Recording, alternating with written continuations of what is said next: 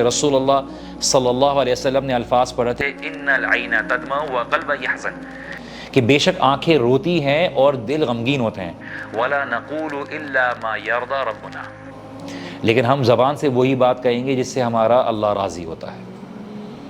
رسول اللہ صلی اللہ علیہ وسلم نے کب کہی تھی؟ جب ابراہیم اپنے بیٹے انہوں نے گود دیکھا تھا اور وہ آخری سانس لے رہا تھا تو رسول اللہ صلی اللہ علیہ وسلم رو رہے تھے۔ تو ہمارے ایک دوست تھے، انہوں نے بولا کہ بھائی آپ بول رہے ہیں کہ رسول اللہ رو رہے تھے، کیوں؟ رسول اللہ صلی اللہ علیہ وسلم کی کوئی جذبات نہیں تھے، اور رسول اللہ صلی اللہ علیہ وسلم یہ بتانا نہیں چاہتے تھے کہ ٹھیک ہے جنت بھی ہے، جہنم بھی ہے، صبر بھی ہے، لیکن ایک انسان کا ایک تعلق ہوتا ہے۔ ٹھیک ہے آپ کو قبر کے اوپر جا کے کوئی رسومات نہیں کرنی، لیکن کوئی اپنی والدہ کی قبر کے پاس جا کے بیٹھنا ایک اس کا ایک انسیت ہوگی، اپنی والدہ کے پاس جا کے کرے گا وہ۔ خاندان کا کوئی شخص اگر دنیا سے چلا جائے گا ہمیں بہت غم ہوگا، لیکن ہمیں شریعت اس بات کی اجازت نہیں دیتی کہ ہم یہ غم کو ایسی طریقے سے ظاہر کریں جس پہ اللہ ہمارا راضی نہ ہوتا۔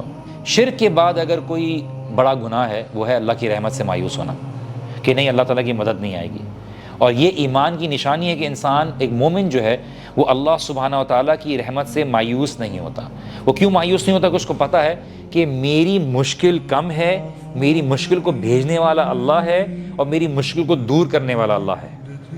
کیوں؟ دیکھیے آپ اور میں یہ بول تو رہے ہیں بہت آسان سے، لیکن جب مشکل آتی ہے نا تو ہم کبھی کبھی بھول جاتے ہیں۔ اس کے لیے ہمیں ایسی گیدرنگ میں بیٹھنا ہوتا ہے، قرآن سے تعلق رکھنا پڑتا ہے، تاکہ ہم اس مشکل میں اپنی اس ایمان کو اور یقین کو اور اللہ سبحانہ تعالیٰ کے توکل کو ہم اپنے آپ کو زندہ رکھیں۔